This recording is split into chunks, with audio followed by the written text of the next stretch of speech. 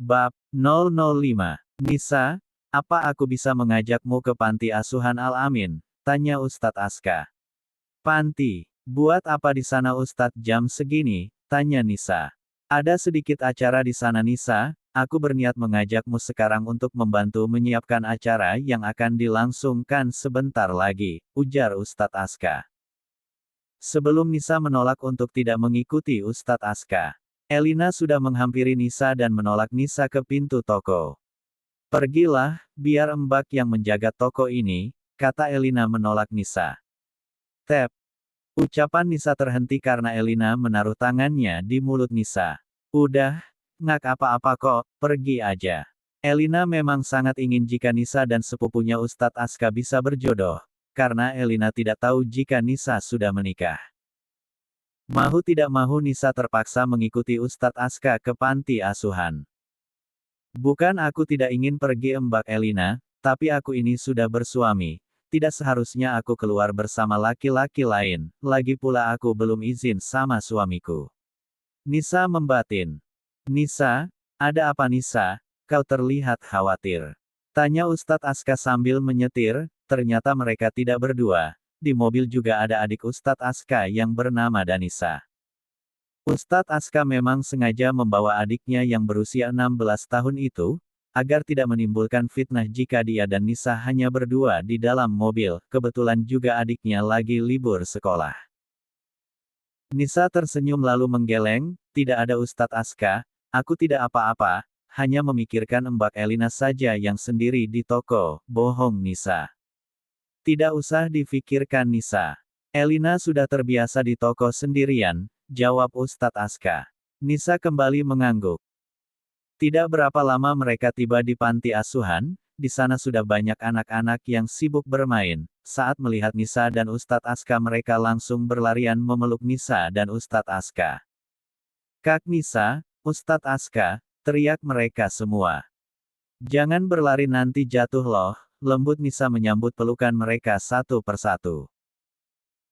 Panti itu memang sudah sering didatangi oleh Nisa dan Ustadz Aska berempat dengan Elina dan suaminya Rai, jadi tidak heran jika mereka dikenal dengan anak-anak di sana.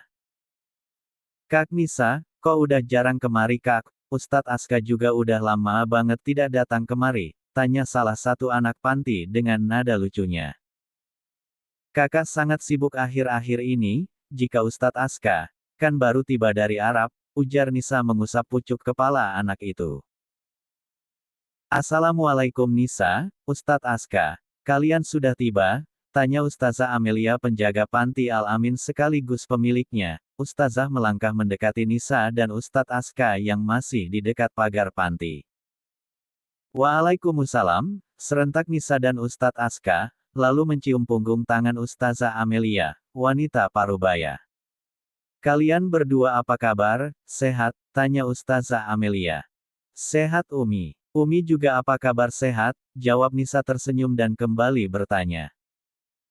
Ya, sehat juga Nisa. Wah, Ustadz Aska semakin ganteng ya dari Arab. Puji Ustazah Amelia pada Ustadz Aska yang memang jauh lebih tampan dari sebelumnya. Umi ada-ada saja, biasa saja Umi. Oh ya mana Pak Kiai? Tanya Ustadz Aska. Ada di dalam, mari kita masuk dulu. Ujar Ustazah Amelia mengajak mereka berdua masuk. Nisa, kenapa akhir-akhir ini sudah sangat jarang berkunjung kemari? Tanya Ustazah Amelia sambil melangkah masuk ke dalam bersama Nisa dan Ustadz Aska. Nisa sibuk akhir-akhir ini Umi. Ustadz Aska. Nisa, sapa Kiai saat mereka tiba di dalam. Apa kabar Kiai? Seperti yang kalian lihat Kiai baik-baik saja. Mereka berempat pun berbincang-bincang sebentar, setelah itu mereka membuat persiapan untuk acara siang nanti. Kantor ABADIJAYA Group. Mirza baru saja selesai rapat, dan melangkah keluar dari ruang rapat ke ruangannya. Tiba di ruangan sudah ada Rosa di sana yang menunggunya sambil tersenyum manis. Kau sudah tiba sayang, kata Mirza menghampiri Rosa yang duduk sambil menyilang di sofa memperlihatkan paha seksinya. Ya, aku baru saja tiba, kau dari mana saja, manja Rosa memeluk Mirza. Aku baru siap rapat, kata Mirza mengecup dahi Rosa. Untuk apa kau memanggilku ke sini sayang? Tanya Rosa dengan tangannya yang mulai nakal. Aku ingin mengajakmu ke Panti Al-Amin untuk menggantikan ayah ke acara itu. Tidak aku malas ke panti, monyong Rosa. Sebentar saja sayang. Ayah tidak dapat datang ke acara yang ingin diadakan di panti itu, jadi ayah memintaku untuk datang walau sebentar, jelas Mirza membujuk Rosa. Emang tidak bisa jika tidak hadir. No baby, Kiai Amri itu sahabat ayah, tidak enak jika tidak hadir. Karena Kiai mengundang ayah, lembut Mirza mencoba membuat Rosa mengerti dan mau ikut dengannya. Baiklah, pukul berapa kita berangkat? Gitu dong sayang, Mirza mencubit ujung hidung Rosa, sekarang saja, karena acaranya 1 jam lagi. Ya sudah ayo. Rosa dan Mirza melangkah turun dari kantor dan langsung naik ke mobil berangkat ke Panti Asuhan Al-Amin. Ma, apa ada Nisa ya di dalam toko itu? Kok sunyi sekali, kata Fadilah yang sudah berdiri di depan toko bunga tempat Nisa bekerja. Kita masuk dulu saja, nanti kita lihat apa ada arahnya atau enggak, jawab Diva. Ya udah, yuk mah. Fadilah dan mamanya melangkah masuk ke dalam toko bunga Elina. Tiba di dalam toko, mereka berdua hanya melihat Elina. Elina mengalihkan pandangannya pada Fadilah dan Diva. Tante, Fadilah, kata Elina. Kemana Nisa? Tanya Tante Diva sambil celingak-celinguk mencari Nisa. Elina tersenyum pada Tante Diva, Nisa pergi ke Panti Asuhan Al-Amin, ada apa Tante? Tanya Elina. Kapan dia pulang? Fadilah memotong pertanyaan Elina pada mamanya. Mungkin setelah selesai urusannya di panti, jawab Elina. Ya sudah, kita pulang saja Ma, kata Fadilah pada mamanya. Tante Diva dan Fadilah akhirnya pulang. Elina menggeleng melihat mereka berdua, mau apalagi ya dia datang mencari Nisa, mereka berdua itu ada-ada saja, gumam Elina yang tahu sikap mereka berdua. Kembali ke Panti Asuhan Al-Amin. Mirza dan Rosa sudah tiba, turun dari mobil dengan wajah Rosa yang cemberut karena Mirza terus membujuknya tadi mengganti pakaiannya yang lebih sopan dan tertutup. Ayo, ajak Mirza masuk ke dalam panti menggenggam pergelangan tangan Rosa. Assalamualaikum, salam Mirza pada Pak Kiai Amri yang berada di luar. Waalaikumsalam, Mirza, kamu sudah tiba, mari masuk. Ya Kiai. Apa ayah ada menghubungi Kiai jika dia tidak bisa datang, kata Mirza menyalam Pak Kiai. Iya ada, katanya kamu yang akan datang, jawab Pak Kiai. Mirza, sapa Ustazah Amelia menghampiri Mirza dan Rosa. Umi, Mirza menyalami Ustazah Amelia. Kau baru tiba Mirza? Iya Umi, ini istrimu. Tanya Ustazah Amelia, melihat ke arah Rosa. Mirza tidak menjawab Umi Amelia, dia hanya tersenyum menanggapi ucapan Ustazah Amelia. Maafkan Umi dan suami Umi Mirza, di hari pernikahanmu kami tidak sempat untuk hadir, tambah Umi Amelia. Karena dia dan suaminya memang tidak hadir sewaktu pernikahan Mirza, karena saat itu mereka sedang umrah dan baru tiba beberapa hari yang lalu, mereka belum tahu jika pernikahan Mirza batal dengan Fadilah dan digantikan oleh Nisa. Tidak apa Umi, ada acara apa di panti Umi? Tanya Mirza. Umi mengadakan syukuran Mirza, dan sedikit ceramah nanti. Mirza mengangguk dan perhatikan orang-orang yang sudah lumayan ramai, bola mata Mirza tidak sengaja menangkap seorang gadis yang sedang bermain dengan anak kecil berusia 3 tahun di gendongannya sambil tertawa bersama Ustadz Aska. Nisa dan Ustadz Aska bercanda dengan anak kecil itu sambil tertawa, mereka berdua terlihat seperti sepasang keluarga kecil yang bahagia, bahkan Mirza mendengar suara mertua Nisa yang tertawa bersama Ustadz Aska. Ustazah Amelia yang sadar arah pandang Mirza, kembali bersuara. Yang Mirza lihat itu adalah Nisa dan juga Ustadz Aska. Nisa gadis yatim piatu anak arwah Imam Abdullah yang sudah lama wafat, kalau yang laki-laki itu, Ustadz Aska, anak dari Kiai Artawan, ujar Umi memperkenalkan Nisa dan Ustadz Aska. Tidak tahu saja jika Mirza sudah mengenal Nisa, bahkan lebih dari kenal. Nisa, Ustadz Aska, kemari, panggil Kiai Amri pada mereka berdua. Bersamaan Nisa dan Ustadz Aska melihat ke arah mereka. Nisa sangat kaget saat melihat ada Mirza dan Rosa di sana, apalagi tatapan Mirza yang sangat mengintimidasi ke arahnya. Nisa dan Ustadz Aska melangkah mendekati Kiai Amri yang memanggilnya dengan seorang anak kecil di gendongan Nisa. Ustazah Amelia memperkenal mereka, dan Nisa terus berusaha menghindari tatapan Mirza yang seolah ingin menerkamnya. Ada apa lagi dengannya? Kurasa aku tidak melakukan kesalahan apapun, atau dia marah karena aku ke sini tanpa meminta izin darinya. Kan dia sendiri yang pernah bilang, jika dia tidak peduli pada apapun yang akan aku lakukan, batin Nisa. Ayo sebentar lagi acara akan dimulai, kita ke belakang, ajak Umi Amelia.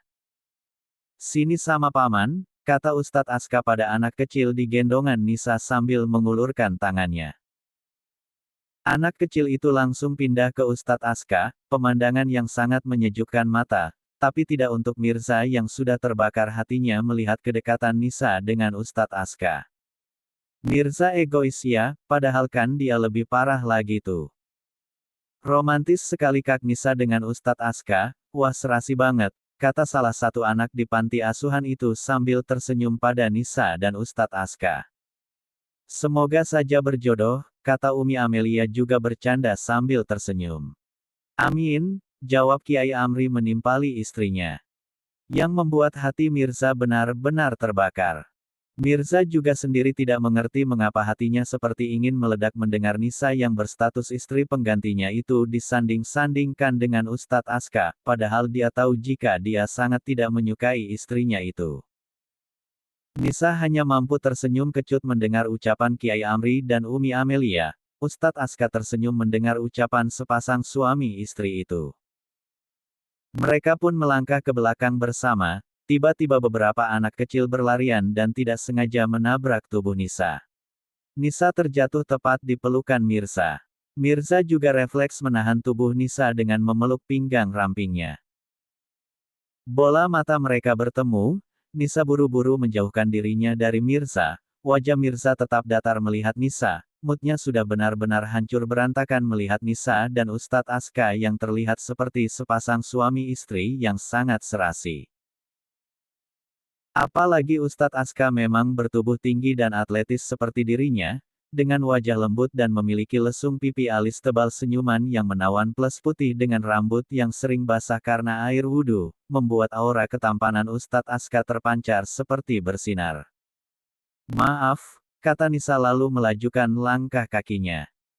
Rosa sangat geram melihat Nisa, lihat saja, aku akan mengatur rencana untuk menyingkirkanmu, batin Rosa.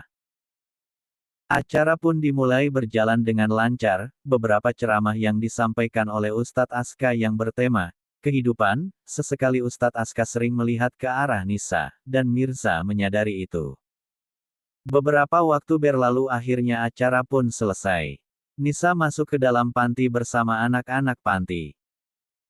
Mirza bersama Rosa berada di luar panti ingin pamit pulang pada kedua suami istri itu. Sambil berbincang-bincang kosong sebentar, tidak berapa lama Ustadz datang menghampiri mereka. Umi, Nisa mana Umi? Tanya Ustadz Aska pada Ustazah Amelia. Dia baru saja dari menyapa beberapa sahabatnya yang juga hadir di panti itu. Di dalam sama anak-anak, kapan Ustadz Aska akan melamar Nisa? Jawab Umi, lalu kembali bertanya pada Ustadz Aska. Ah, Umi ada-ada saja, kata Ustadz Aska salah tingkah. Umi tahu Ustadz Aska sudah lama menaruh hati pada Nisa. Aku belum berani Umi, sudah 3 anak kiai yang melamar Nisa tapi semuanya ditolak, jadi aku tidak memiliki keyakinan untuk itu Umi, ujar Ustadz Aska. Tiba-tiba Nisa datang menghampiri mereka berlima. Ustadz Aska, aku ingin pulang ke toko, soalnya sudah sangat lama aku pergi, lembut Nisa pada Ustadz Aska. Iya Nisa, Umi, Pak Kiai kami pamit pulang dulu, pamit Ustadz Aska menyalami Kiai Amri dan Ustazah Amelia. Nisa juga pamit Umi, kata Nisa juga mengalami sepasang suami istri itu. Hati-hati di jalan. kata Pak Kiai. Iya Kiai, bersama Nisa dan Ustadz Aska. Assalamualaikum, kata mereka berdua lalu melangkah pergi dari panti. Nisa tidak menoleh pada Mirza suaminya yang juga berada di sana, karena dari jauh Nisa melihat jika wajah Mirza sama sekali tidak bersahabat. Setelah mereka berdua pergi, Mirza dan Rosa juga pamit pulang. Di jalan Mirza hanya diam saja. Sayang, kau mau kembali ke kantor, manja Rosa memeluk Mirza. Ya, kenapa? Jawab Mirza. Tidak, aku hanya bertanya, kapan kau ke apartemenku lagi? Nanti kembali ke villa sayang, sekarang aku tidak berani untuk kemana-mana, soalnya aku dimention takut ayah curiga sayang, kata Mirza pada Rosa. Baiklah, hantar aku saja ke apartemenku. Mirza mengangguk lalu menghantar Rosa ke apartemennya. Mirza kembali ke kantor untuk bekerja, di kantor Mirza tidak bisa fokus bekerja, dia terus memikirkan tentang Nisa dan Ustadz Aska, sial, umpat Mirza pada dirinya sendiri karena terus memikirkan mereka berdua. Di toko Nisa sedang menutup toko karena dia sudah mau pulang. Elina juga masih menemaninya di toko. Nisa, aku lupa memberitahukanmu tadi tantemu dan Fadila ada datang ke toko untuk mencarimu, ujar Elina memberi tahu Nisa. Apa mereka mengatakan sesuatu? Tanya Nisa. Tidak ada tuh, katanya dia mencarimu saja, palingan juga mau minta uang tuh, biasanya kan kayak gitu. Tapi tunggu, bukannya Fadila sudah menikah sama anak orang kaya raya ya? Masa iya dia datang ke sini lagi untuk meminta uang, suaminya kan tajir tuh, kata Elina yang heran untuk apa mereka berdua ke tempat kerja Nisa lagi. Nisa jadi gelagapan tidak tahu ingin menjawab apa pada Elina. Tiba-tiba ponsel Elina berdering. Drurt. Halo mas. Assalamualaikum, jawab Elina pada suaminya. Waalaikumsalam. Kau di mana sayang? Kau masih di toko? Tanya Rai. Iya mas, aku masih di toko bersama dengan Nisa, mas sudah kembali. Iya, baru saja. Kau tunggu di sana saja sayang biar aku menjemputmu. Tidak mas, aku bawa mobil soalnya. Sebentar lagi hampir maghrib sayang, jangan bawa mobil malam-malam, aku tidak mengizinmu, berikan saja mobilnya pada Nisa. Biar Nisa yang membawa mobil itu pulang ke rumahnya, ujar Rai yang khawatir pada istrinya karena kandungan Elina yang sebentar lagi akan melahirkan. Baiklah mas, nanti aku menyuruh Nisa saja bawa mobilnya, aku tutup dulu. Assalamualaikum mas. Waalaikumsalam. Nisa, kata Mas Rai, Nisa gunakan saja mobil Mbak itu untuk pulang. Nanti Mas Rai datang kemari menjemput Mbak, kata Elina pada Nisa setelah menutup panggilannya. Tidak Mbak, aku naik angkot saja, mobil Mbak simpan di sini saja Mbak, tolak Nisa, karena Nisa bukan kembali ke rumah pamannya, melainkan ke mansion mertuanya. Pakai saja Nisa, lagi pula sebentar lagi maghrib, oh ya Nisa, tadi Mbak menelponmu tapi nomormu tidak aktif, mana ponselmu Nisa, tanya Elina. Semalam terjatuh Mbak, lalu tidak mau nyala lagi, jawab Nisa. Benarkah? Ya sudah, pulanglah lebih dulu, mungkin sebentar lagi Mas Rai sampai. Tidak apa nih Mbakku tinggal. Tidak, pergilah, bawa mobil Mbak saja, tidak ada bantahan, Keke Elina menyuruh Nisa membawa mobilnya. Baiklah Mbak, Nisa pergi dulu. Assalamualaikum. Waalaikumsalam Nisa, hati-hati di jalan Nisa. Ya Mbak. Tidak berapa lama Rai juga tiba di toko untuk menjemput istrinya. Kau sendiri sayang? Tanya Rai karena tidak melihat Nisa. Ya mas, Nisa baru saja pergi. Elina mencium punggung tangan suaminya. Ya sudah, mari kita pulang sayang. Rival sudah menunggu kita di rumah, ajak Rai mengambil tas istrinya lalu menuntun istrinya keluar dari toko. Rai memang sangat menyayangi istrinya Elina. Di jalan Nisa mendengar azan. Nisa memarkir mobil Mbak Elina di salah satu masjid lalu turun dari mobil dan masuk ke dalam masjid untuk sholat. Beberapa menit Nisa sudah siap sholat dan langsung mengendarai mobil Elina ke mansion mertuanya. Saat tiba di mansion ayah Mirza, Nisa langsung melangkah naik ke atas dan masuk ke dalam kamar Mirza. Ceklek. Nisa membuka pintu dan yang pertama dia lihat adalah Mirza yang duduk di sofa melihatnya dengan pandangan yang mengerikan. Nisa menutup pintu kamar dan masih berdiri di dekat pintu kamar Mirza. Nisa tidak berani melangkah dari tempatnya berdiri saat ini, karena melihat aura suaminya yang sangat mencengkam. "Mobil siapa yang kau bawa, dan pukul berapa sekarang?" tanya Mirza dengan suara dingin yang mencengkam.